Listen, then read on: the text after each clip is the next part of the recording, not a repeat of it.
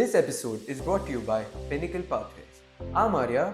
And I'm Yuvam, and we're the founders of Pinnacle Pathways, a youth-led initiative built to help teenagers and young professionals navigate their way through the ever-evolving corporate landscape. At Pinnacle Pathways, our mission is to bridge the gap between education and industry. We aim to equip students with the real-world skills, insights, and exposure they need to thrive, not just academically, but professionally. Through interviews with industry leaders, hands-on learning opportunities, and personalized guidance, we're building a platform where youth are not just participants, but leaders of tomorrow's workforce. We believe in the power of meaningful conversations, and that's exactly what we bring you through this podcast. So whether you're a student, an aspiring entrepreneur, or just curious about how industries really work, this is your space. Let's dive into today's episode and get ready to uncover insights that could shape the future of your career and mindset.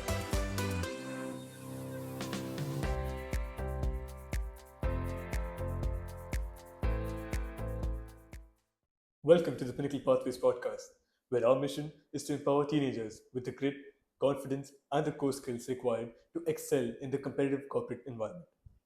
Through expert-led conversations, practical workshops, and insider guidance, we break down complex corporate structures and help you stand out with leadership, communication, analytical thinking, and a balanced work ethic. Join us as we illuminate the pathways towards building a professional profile and achieving your career goals.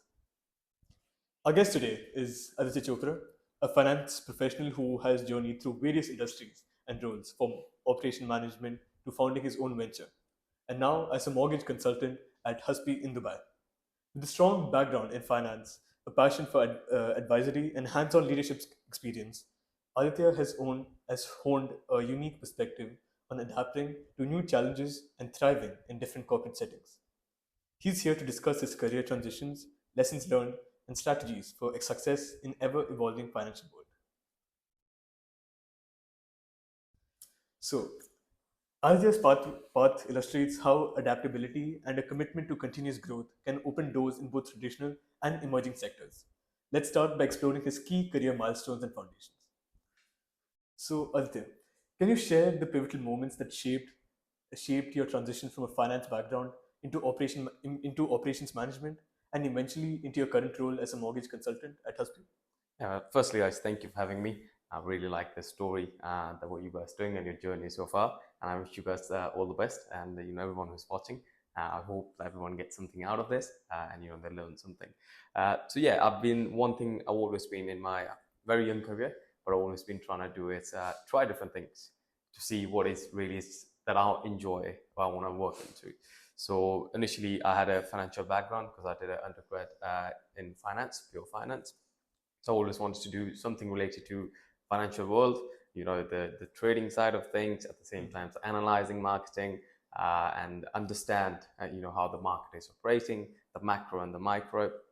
And then eventually, during that time, the COVID come, and I think I was just through the final years and got my undergrad degree then. And then soon after, I started my business. Again, what I went to uni for wasn't to get the degree, but to get the experience. The experience of just going to university and the things you learn, some of them very fundamental, like how you articulate yourself, how you write, but analyze and do the research. I think those are the basic skills that really helped me get into, start my own business. At the same time, what I did is I had a good mentor growing up. So when I was 16, 17, I was working closely with them, and I would do projects all around the UK. What that did is gave me the break into the professional world, and how I can sort of, before, when you get into the first job, one thing you don't have is you lack the experience or the exposure, and that's where you get very nervous. Like, you get very nervous, and you feel like, oh, am I doing the right thing? Am I saying the right thing? So having that initial, experience and exposure through the mentor at the early age, that really gave me the sort of break into like, okay, this is how you set up in the professional world. This is how you talk. This is how you put your point across. So some of the basic skills, but that's what it gives you initially if you have that exposure.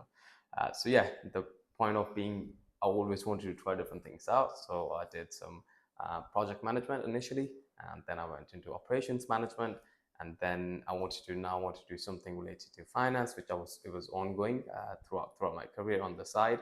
I ran my own business, and then all these skills are always transferable. So don't ever feel like if you started your journey in one career pathway, you can't change. Just know when to say you want to change, and then just believe in yourself. Then you can, and the things will move around, and it will work in your way. Yeah. So your transitions highlight the importance of embracing diverse experiences. Now let's examine the foundational skills that supported your journey. What core competencies, technical, interpersonal, or organizational, did you prioritize developing early in your career? Yeah, as I said, doesn't matter what career you get into. Yes, there will be more, tailored skills. Like if you say you want to be an investment banker, like you need to do the market analysis, and you will need the fundamental skills. And say for now, the mortgage broker, you will need the understanding of the product and the market. Uh, but what's important is like I said, the foundation skills. These are very transferable skills. So if I talk about my journey, I started off with project management. There you understand about budgets, the timelines, and working with different stakeholders, building the relationship with them, and then moving on to running your own business. When I ran my own business, you wear a lot of hats. You set up the website yourself, you do the marketing, you do the operation side of things. You are on the floor, or just doing things yourself. So you wear a lot of hats. So you're simultaneously working on so many different things. So you have to manage, you have to be very organized, you have to take the calls. Decision making is very important. When it comes to decision making, what I've realized, just make the decision, run with it rather than contemplating too much. Either you should or you shouldn't. And then if things work out, brilliant. But if they don't, you will find out exit plan or have the exit plan. But always make sure you make the decision and go with it. And then moving on to the operations. And operations very fast paced. You're working in a production side of things. You have goals to meet, you have targets to meet, you have KPIs. And altogether now, as I said, it's all very transferable skills. So if I take from the project management, if I say the stakeholder management, okay, that comes into place as a mortgage consultant. You are talking to clients, you are talking to your agencies and the agents, and those were the skills I was able to take from that side. And then from the operation side, it was working under pressure, working to achieve targets, to achieve the sales targets. So all in all, like I said, the foundations were there, but all the skills are transferable. But what you do want to do is try different things, because at uni I didn't know exactly what I wanted to do. But one thing I want to do is try a few things, be it operations, be it project management, and now be it being the mortgage consultant. So all these things just gives me the exposure in the market, and having those different various exposures early in the career give me the confidence to really do things differently. So, yeah, it's evident that a strong foundation can pave the way to a seamless transition. Next, let's discuss how you approached obstacles early on in your career. Can you describe a significant challenge you faced while transitioning between the roles or industries, and how did you overcome it? Yeah, like I said earlier, it's quite important that you don't get sort of tagged down with, or you just have to take the safe way or the right way. Just whatever opportunities come to your way, take it. And I think that's what I did. And during uni or before the university, like I mentioned, I had a mentor I was working with. They really gave me the opportunity, and I took on the opportunity, and I really ran with it into the project management side of things. I didn't know the skills it will give me at that given point at 16, 17. You don't really think about the exposure. You just want to try different things out.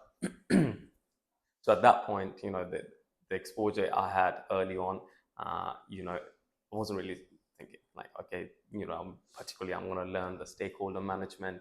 I just wanted to start my career and get into the commercial world. So at that point, just being there, being around the people who've done it for years, the market experts, give you so many skills that you're not even aware you will learn. But the basics are like how to be in the commercial world, how to have a basic relationship with your managers, with your colleagues, and how to go about it, rather than making it all about just work and how you can have different relationship within your organization with different people. From there onward, in different industry, you will learn different skills, like I said, in there, the stakeholder management, project planning, managing the budget. But at the same time, how to really enjoy this, especially when you go transition from one profession to another, you really start to see, okay, although the career pathway or the industry is so different, but at the same time is so similar. So the skill set you have will work. It doesn't really matter where you start with, as long as the foundations of like communicating well. So that's one of the basic skills. Everyone think they understand it, but a lot of the organization I've worked with, I thought like just having a better communication, that's the biggest challenge for any organization or industry. Just having good communication skills within the industry or within yourself will take you a long way. Okay, so now moving on to how you build building your professional profile.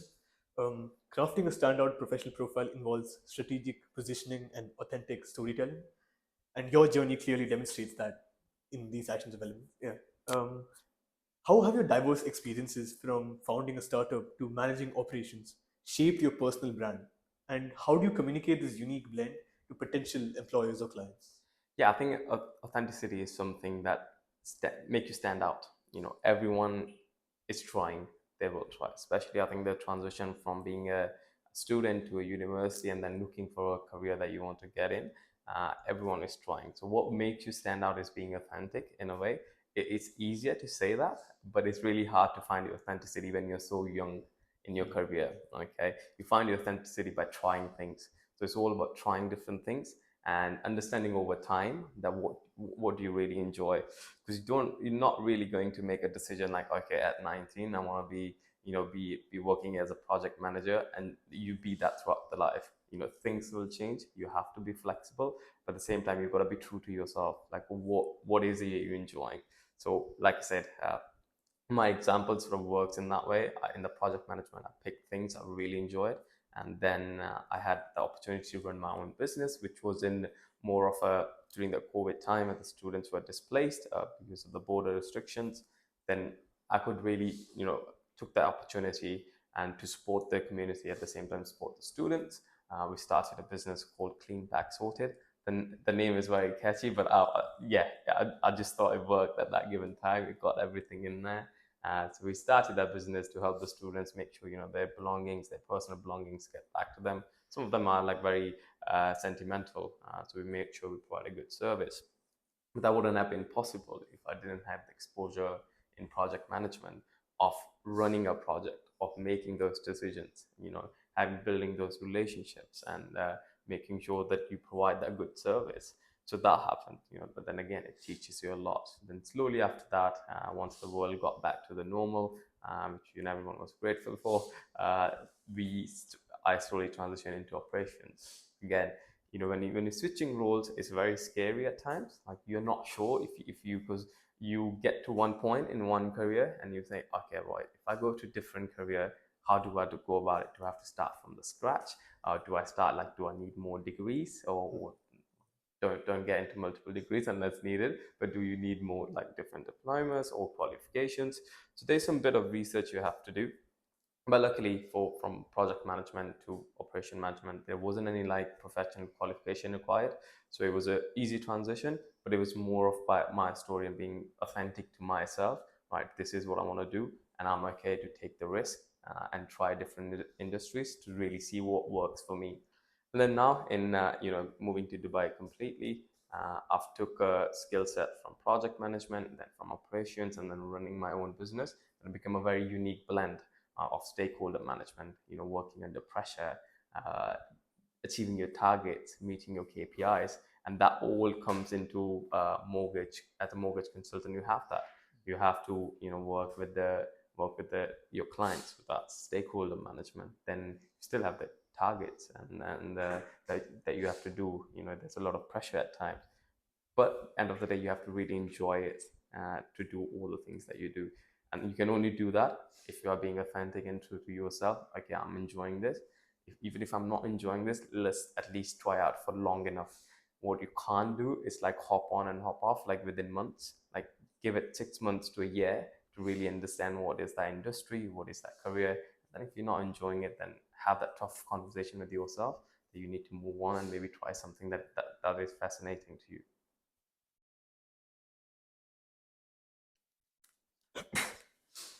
So, brand consistency and clarity are key to leaving a strong impression. So now let's talk about building professional networks. How have you approached networking throughout your various career changes, especially when transitioning into newer fields like mortgage consultancy?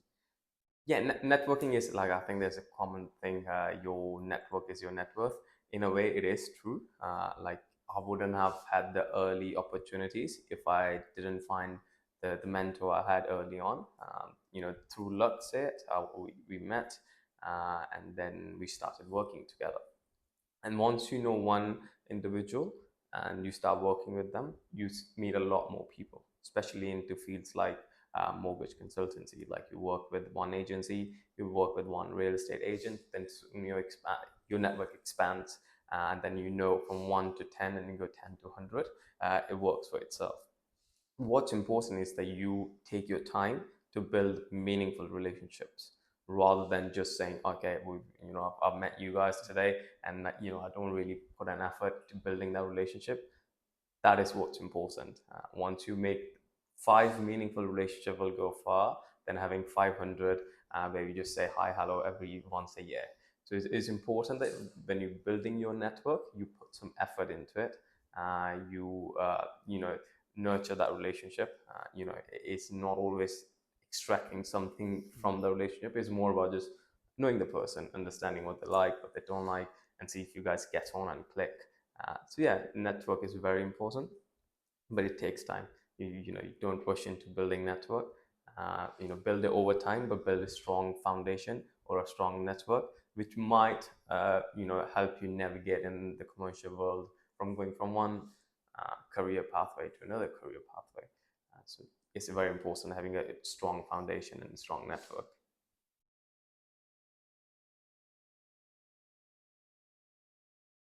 So, a robust network accelerates career momentum in any industry. Next, let's examine the value of hands on experiences. So, which projects or collaborations early in your career significantly contributed to your development? And how did those experiences align with your long term goals? Yeah, I think at the start, like when you're young, when you just want to try on things, just whatever opportunities you get, just dive into it. Don't analyze it too much. Don't think it aligns with my career or not. What is important is if you have opportunity, just take it. Just take that opportunity and go with it. What's the worst gonna happen? If you make mistakes, you learn from it. There'd never be an experience in my life where even if I thought like, oh, I could have done things differently, but I always taught me something. There was learning to take from it, and we learn every day. Like I said, even in my career, I think I'm in very early stages. You know, so every opportunity I approach, my main thing is okay, just approach with a neutral mindset, see what you can learn from it. Okay. Uh, and nothing compared to the practical or hands-on experience. Especially this is something I've learned in operations.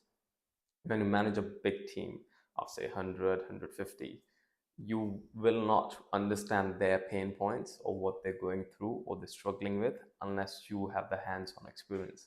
You go work with them and you understand their pain point. Once you understand their pain point, you can manage the team better. So that I think there is no sort of, you can't compensate just not working or being hands-on, especially early in your career. Just be hands-on, be available. When you start making that mindset of can do, will do, those things help you a lot later on. And having that exposure of hands-on, being in the field, teaches you far more than just analyzing on the computer or thinking or overthinking. Okay, I'll do this way, I'll do that way.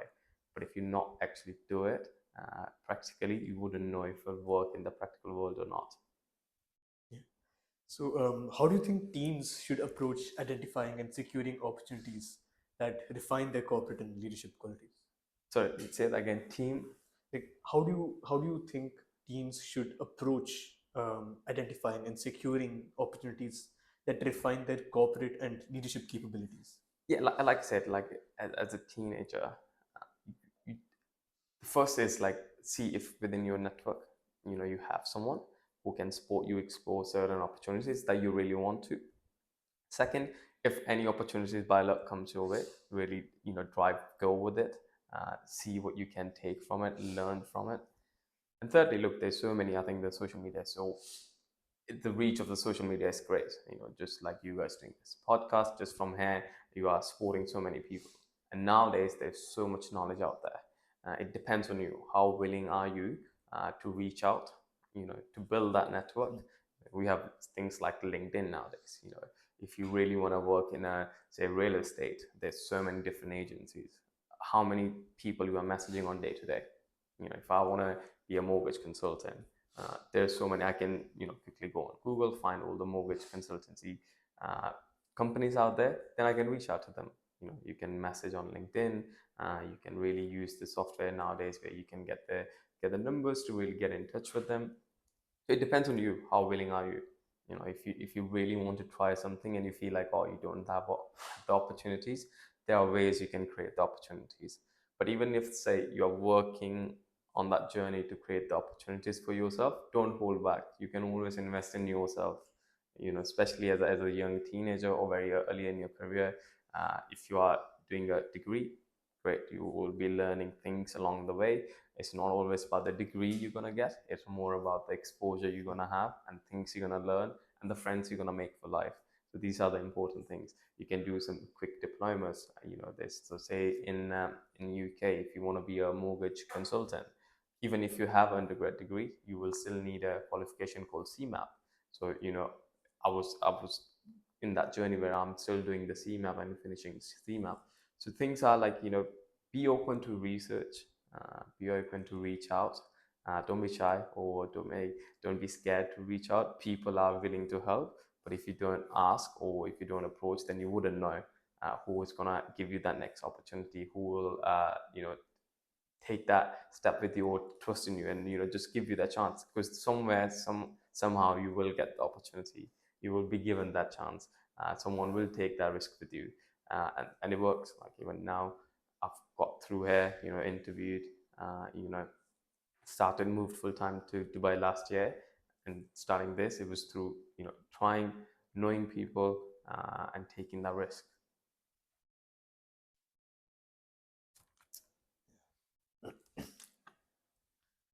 Okay, so leadership, whether in finance, operations, or advisory, plays a pivotal role in achieving organizational success. So let's explore your perspective on effective leadership and team collaboration. So, what leadership qualities have you found most essential across your varied roles? And how would you recommend young professionals develop these traits early on? Yeah, I think leadership is a very important topic or a point, because I always felt like there are certain leaders who can really help you in your journey, who can really support you. And as a leader, if you are given a chance or you become a leader, there's so much responsibility on you. You can really make someone's career, or can never break someone's career, but you can slow their progress down. You can really, if the leaderships are not aware, or they are not really spending time knowing their team, they can really damage their team. And leadership is about, again, something you asked earlier, being authentic. Leadership, you can learn leadership, but a true leader will be someone who is authentic to themselves, who can understand, who self-aware about things like how the team is operating, how the team is working, and what are the things they can sort of what are the sort of things they can add in to their day-to-day life of their work that can really help the team. So working in operations, I will give you one example. You work with a big team. You're working with 100 people reporting to you. Overall, like of course there are structures, but you need to understand who are the key players in terms of your team structure, who you can give the autonomy to build the relationship with the people reporting into them. So if I had 5 people reporting into myself, I really made sure that I empower them. I take time to build their confidence, to build them, invest in them. So they take their time to build the 25 people reporting into them. So it's really important that you understand the individual and you really tailor it to that one individual. It can't be one works it for all. You really understand if I'm working with you, I really need to understand you. What are the things that works for you? It might be you working from home one day really makes a difference, or someone is like, it does not matter. They don't really care. So it's important you tailor it down to that one individual, build that relationship. It doesn't have to be always about work. Really understand them, see what is it that they're requiring, and make sure, something that's what I found very rewarding so far is when you do all of these things, when you invest in your team and they go on to get higher position or they become something later in their life, that feeling is very rewarding.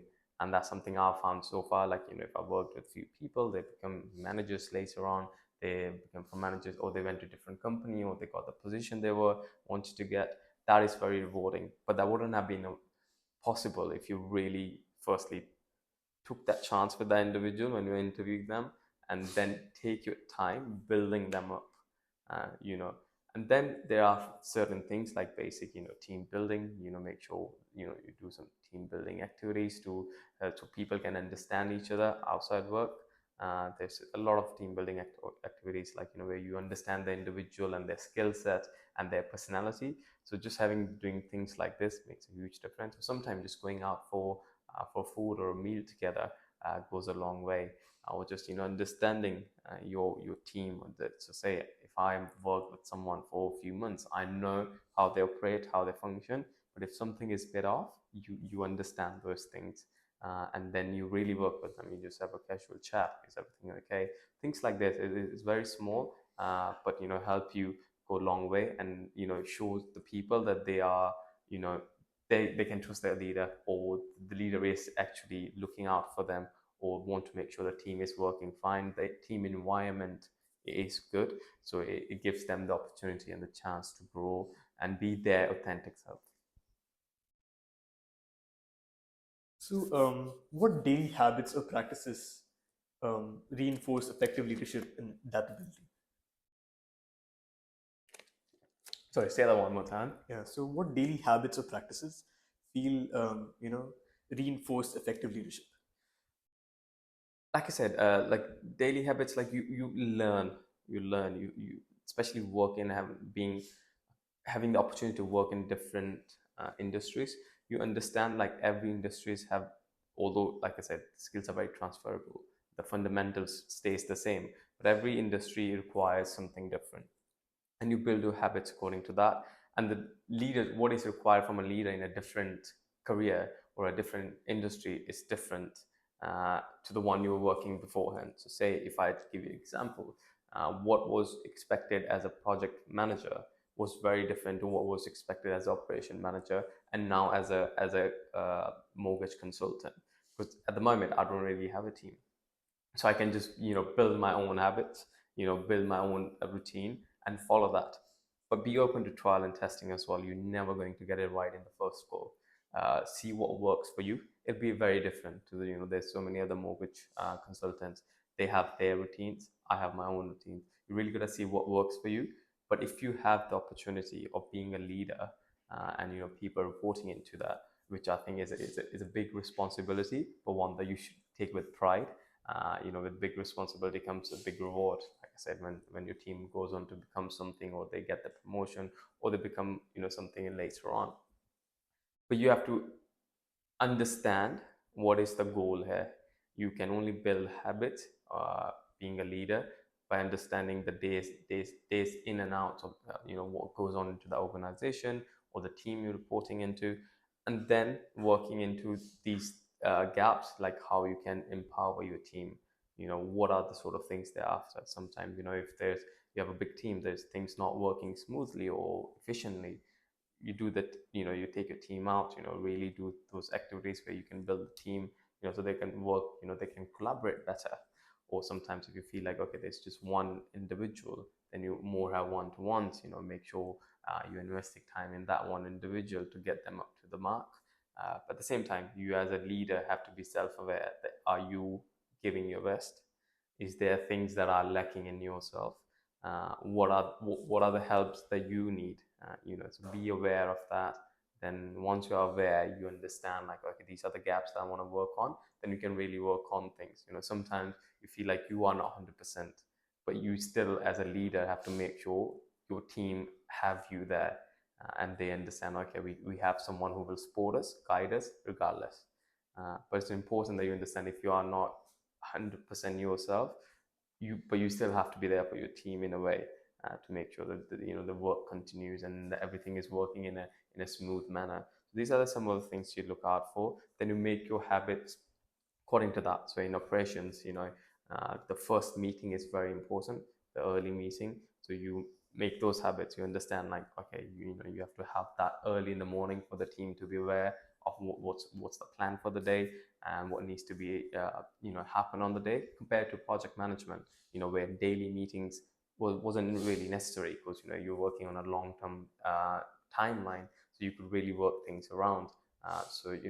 Those depends on the career you're in or the organization you're in, and what team you're in. So then your habits will change. But as a leader, you just gotta stay true to yourself. Understand, end of the day, it's about your team, what they are doing, what they are achieving, and it's important that you make sure you empower them to do so. Strong leaders often excel at uniting diverse talents under a common goal. Now let's focus on teamwork and synergy. So, could you share a time when you successfully coordinated across different functions or teams, and what strategies in particular made the collaboration both effective and productive? Yeah, no, look, I think project management and operation management, in a way, it requires to have a good synergy within the teams, or ensuring that you make people collaborate, the teams collaborate to achieve the common goal.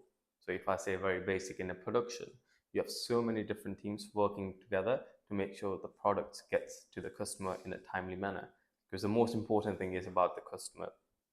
Okay, and I talked about there's different activities that you can do with teams, that can really help you make sure they work together better, and they understand each other better.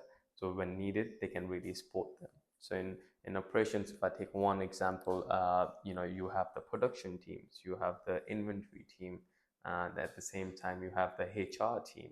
Uh, it's important that all understand the role and what is required from each other, and then you're taking time. We used to do workshops for different teams, or different people within the organization, for them to really understand what is that one team does and how that impacts everyone. I think what's important is for you at that given point, yes, on the team level, you guys can really collaborate, you can work, you can do team activities, or you can take yourself outside the work to really build that relationship. At the same time, then the higher leadership, it plays a pivotal part here as well, because they need to understand, so the structure works like you have the C level managers, and then you have the senior managers. So it's really important for the C-level managers at the same time to understand like how those teams needs to collaborate together to achieve those targets.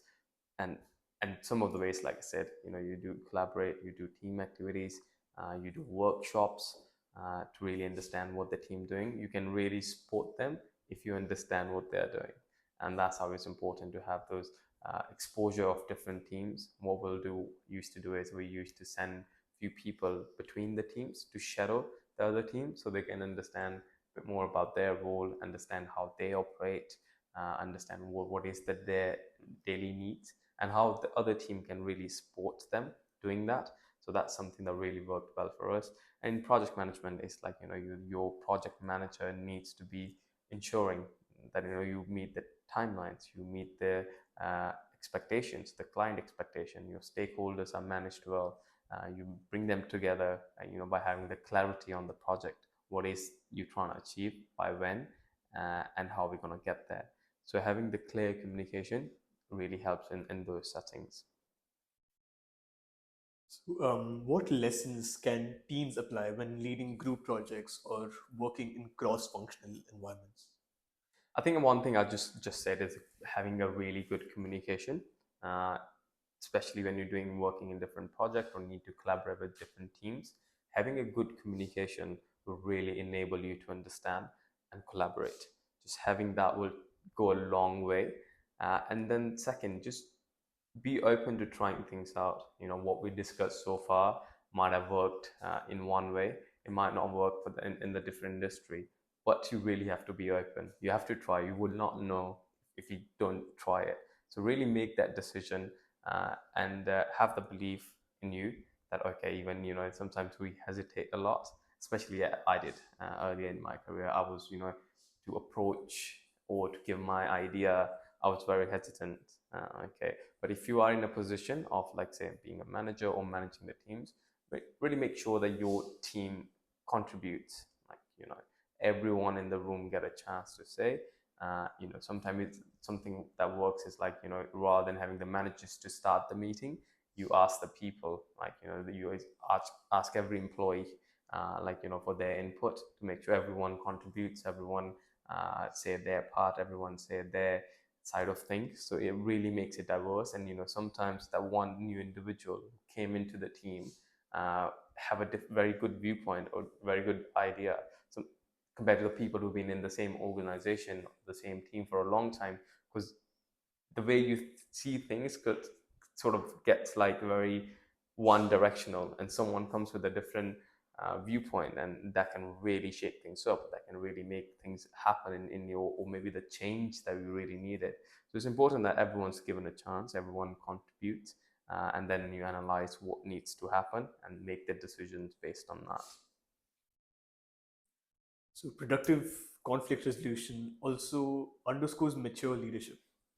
Now, let's address managing disagreements in high pressure scenarios. So, when facing conflicts or conflicting priorities, what techniques ensure constructive dialogue and mutual beneficial outcomes? Yeah, like you said, the word being the priority. You as an organization or within any company, if I say, for depending again in operations when you're working, there's so many teams working. There's so many things are happening at the same time. So you really need to define and understand what's your priority. What you're saying is a priority. Is that really your priority? So once you have a clarity on what is your priority, then you can align the teams accordingly. Okay. Something on now on a more smaller level as a mortgage consultant, I am able to understand priority better because there's not many team involved. They can't do much of a conflict because I'm working and deciding my priorities myself, and I work with my managers to understand what's the company priority. But when you're managing a bigger team, then there's a lot more priorities because a lot more people are involved. Everyone have their way of doing things, and especially in operations, like you gotta have the standardization.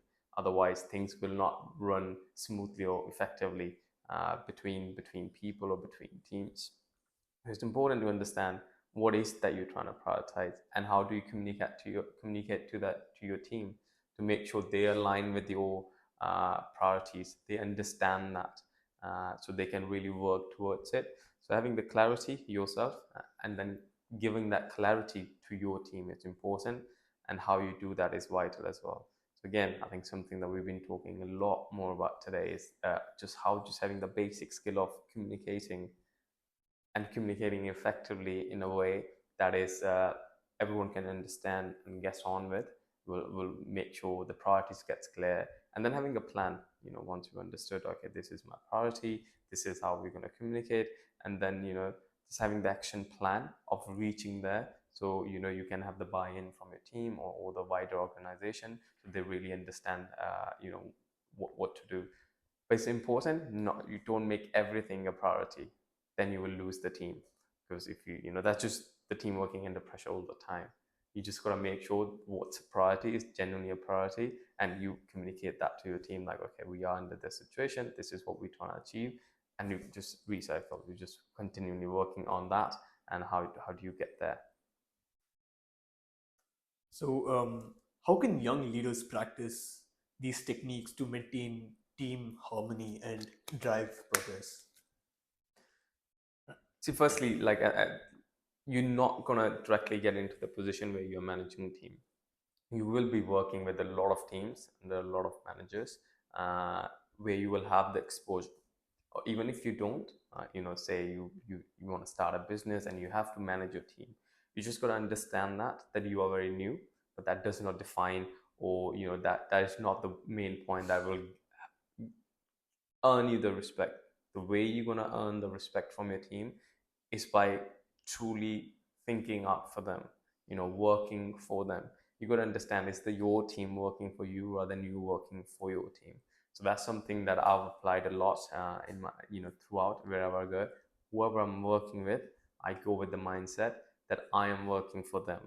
Once you have that mindset, that will enable you to make a lot of things or do a lot of things for your team, which will empower them, and they will be able to see that.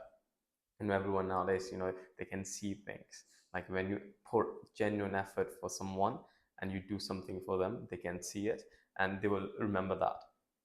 So that is something that, one, if I have to summarize this in one, just work for your team. Have that mindset that you want to work for them so they can see and they can work together.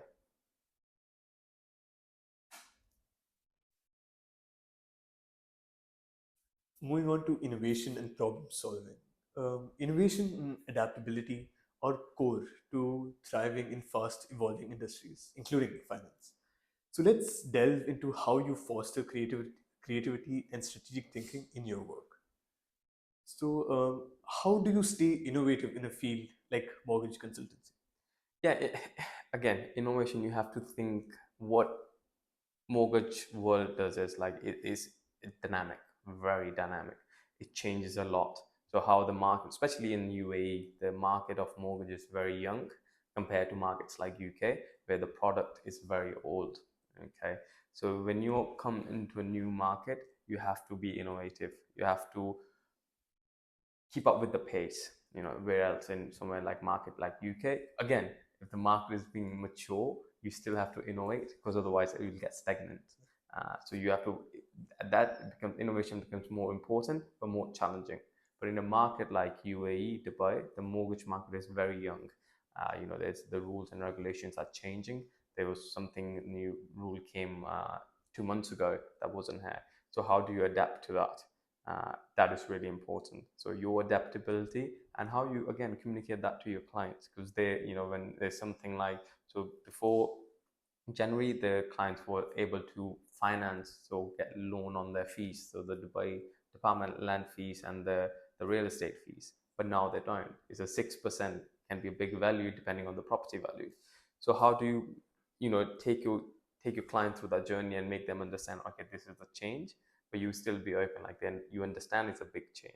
You communicate them with them effectively, and you take them to the journey. Okay, maybe you are, we're not in a position where we can go ahead with the transaction, but let's take you to the journey and get you to the point where we can.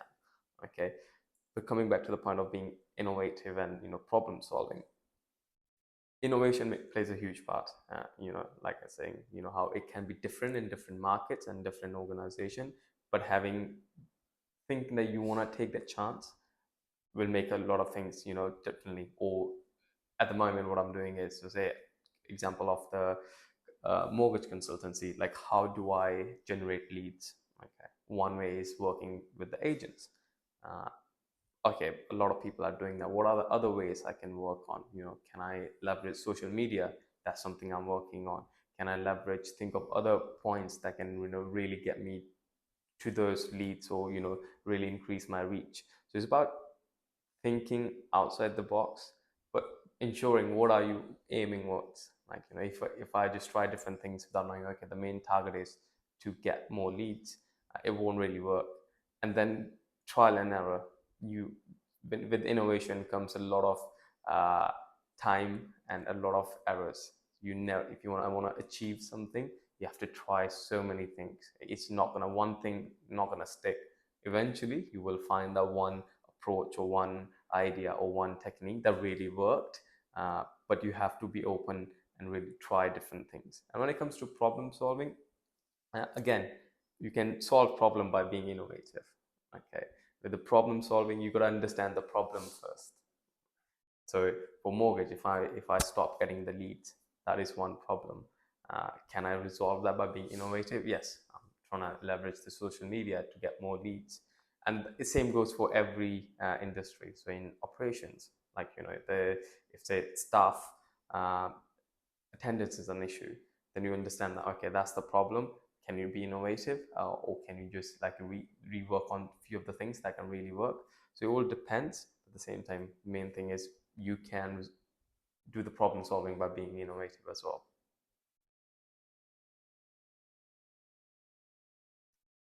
Yeah. So, what approaches do you encourage? Sorry, what approaches do you use to encourage creative solutions to common financial challenges? Yeah, like again, if you're working in a team, like I said, it really depends on your situation. Are you working in a team setting? If you are, then being creative or making sure everyone is as a team understand how having that creativeness within the teams make a huge difference. But you can only do that once you understand your team. Not every individual will come up with the most brilliant ideas, but you'll have some people who are really good at coming up with the ideas, but you'll have some people implementing those ideas, and some people making sure the idea matures and they stay with that idea and they communicate across. So having that good understanding of your team and who can help you with each part of innovation or being creative, who you can really support you. But being having building that culture within your team at the same time is quite important, where everyone can you give the autonomy to everyone to be creative, can support the idea creation as well. So it depends on your team environment. How do you, if someone comes up with those creative ideas, how do you take that? If you're going to disregard that or don't really give that importance, chances are they're probably not going to come with the ideas from next time. So it's like if someone came to ideas, really make them understand, as a leader, you got to understand it's a value adding. If it's value adding, you implement that, you try it. But if it's not value adding, something that might not work, but that individual couldn't see, how do you communicate that back to them to make sure they understand, right, it was a good idea, the fact that you thought about the idea, but it might not work in certain setting, so it will work. So that's like if you're managing a team. But if you're an individual, what that does is, especially in the mortgage world, like you have a lot of autonomy. You working on different approaches, you're working on different ideas yourself, and then you take a buy-in from your manager, you take their support, or you work with your company to understand if that approach is if they can do something like this, like we're doing a podcast today. Okay. It's something different. Not all the mortgage consultants will be doing the podcast, but what it does is like it just breaks the normal routine, something different you add in. At the same time, if you're enjoying it, having fun, or you network over the podcast, these are some of the other things that just sort of comes in with that as well.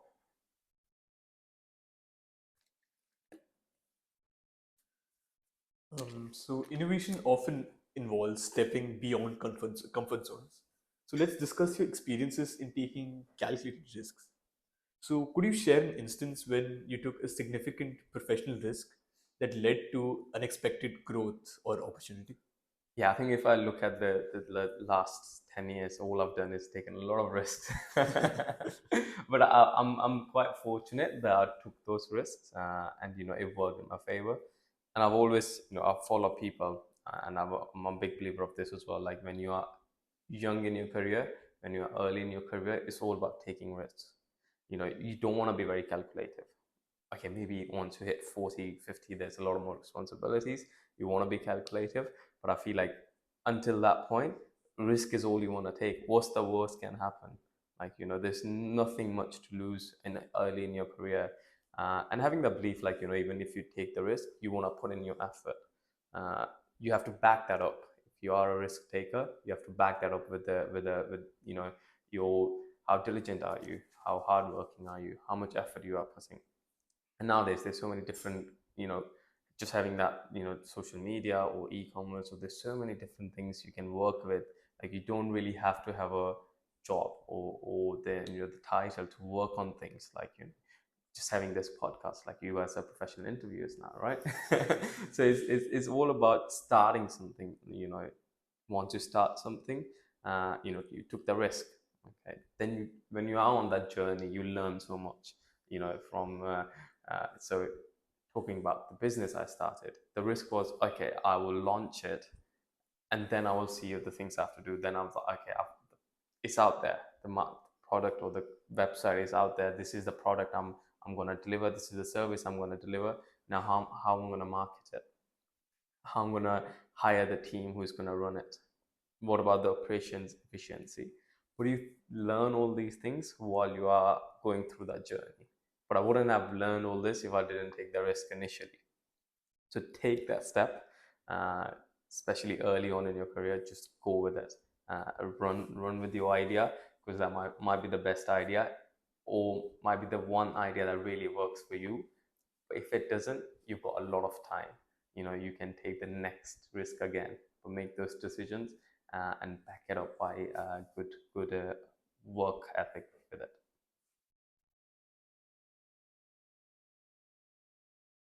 So, reflecting on success and failures is key to continuous improvement. Next, let's touch on reflective practices. What strategies do you employ for reflecting on both achievements and setbacks? And how do those reflections shape your problem solving approach? Yeah, it's important that you analyze. Being self-aware is very important. You can, if you start something, especially someone, if you are like going from one career to another, what's important is being self-aware. uh, but something I said earlier in the podcast, like, you have to do it for some time. If I started my business, if I only ran it for 1 month and then said, maybe not, it's not for me, which I probably could have, because I didn't get any clients in the first month, and I would have said, okay, I mean, it's doing all the effort, putting all this effort, but there's no sort of output from it. So you could really lose that. But really run with it. When you come. Sorry, I think you probably have to cut this, but I've lost the question again. Yes, sir. So, what strategies do you employ for reflecting on both achievements and setbacks? Yeah. You talked about the failures and achievements. Like I said, fundamentally summarizing that is, firstly, you have to take the risk.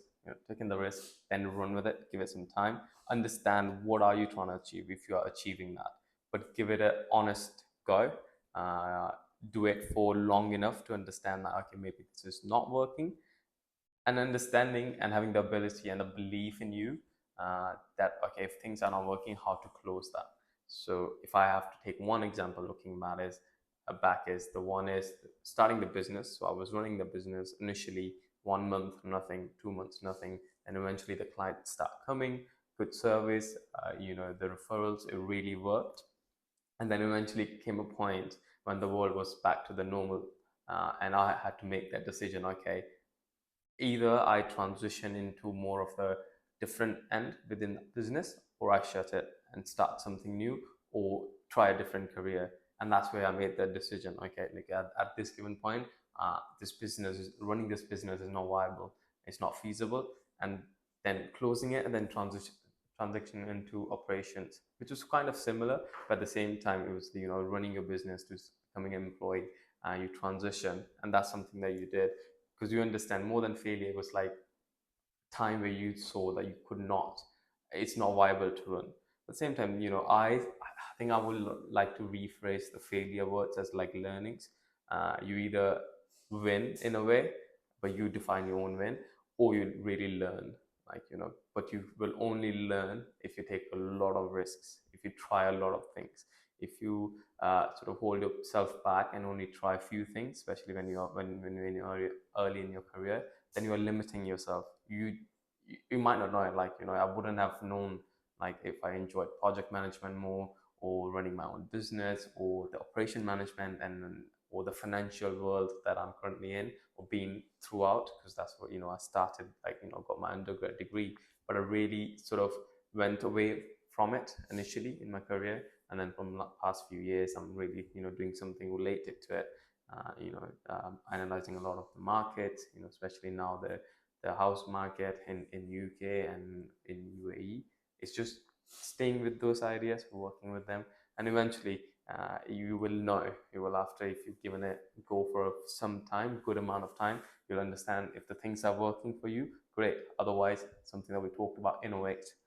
Don't just hop on, hop off. Give it good time. You define your time period. Is like 6 months good enough, or 1 year, or 2 years, or sometimes it takes years. But you really got to enjoy it as well. You can't have innovation, or you can't put hard work in things that you're not enjoying, or you feel forced to do because someone else is doing it. So again, another point that we touched on, being authentic. So be authentic in this journey while you're exploring your options and opportunities, and then define your success and failure rather than thinking of other people's success and failure. So moving on to our final interviewing question. Uh, if our audience commits to one tangible action this week, whether seeking mentorship, starting a finance-related project, or honing a particular skill, what would you recommend amongst these and why? One tangible action, like I said, it's all about, say, it depends what you are thinking that you want to do. For some people it just might just messaging that one person on LinkedIn, which might not work out because things are always not that easy. But reach out, take the action. It could be very small, like it doesn't have to be big, massive. Like over years, you achieve big targets are achieved. Like the number of big targets you achieve are less. The number of small wins that you can have every day, or just take that one initial step. It reminds me of a quote. I forgot the book name now. So there's a guy on the horse. They're talking to each other, and the horse says it was like very foggy in the jungle, and the horse tells the owner, "Look, I can't see what's happening in front of me." And the owner goes, "Can you take the next step?" And the horse says, "Yes." So just focus on that one next step. And so for you guys running a podcast, the first action you took was, okay, we need to get the setup, but you guys got the first guest in, then the second, then the third. Now you guys are on 10th, and eventually I wish you guys all the best, and you guys gonna get there, because as a young team, you are very professional. You are taking risks, you are trying things, but you took the action. Actions could be different, like what the action could be in, like say someone wants to post their first video on social media, just record it and post it. It's not gonna get the billion views that you were thinking of, but it might just get you started. So take that next step, what you can see, and then things will follow, and eventually you will get where you want to get. Thank you for tuning into this episode of Pinnacle Podcast Pathways. Aditya's journey demonstrates how adaptability, resilience, and continuous learning can open doors across multiple industries and roles. His story reminds us that every skill learned, every challenge faced, and every risk taken contributes to a fuller, richer professional identity. At Pinnacle Pathways, we remain committed to guiding you through these critical lessons, offering insights, practical guidance, and a supportive community to help you thrive in the corporate sphere. Don't forget to subscribe, share your thoughts, and stay updated on our upcoming episodes. Until next time, this is Yash signing off. Remember to keep innovating, captivating, and elevating your way to the pinnacle. And that brings us to the end of our podcast. A huge thank you to our guests for sharing such valuable insights, and to all of you for tuning in. At Pinnacle Pathways, our mission is to empower the next generation of professionals. And conversations like these are a powerful step in that direction. This podcast is proudly produced by us, Yuvam and Aarya, as part of our commitment to bridging the gap between education and the corporate world. Today's episode sparked a new perspective, helped you to learn something, or simply made you think. Don't forget to follow us on Spotify, YouTube, or wherever you get your podcasts. And make sure to connect with us on social media for updates, resources, and more content designed to help you thrive in the real world. Until next time, remember to keep innovating, captivating, and elevating your way to the pinnacle.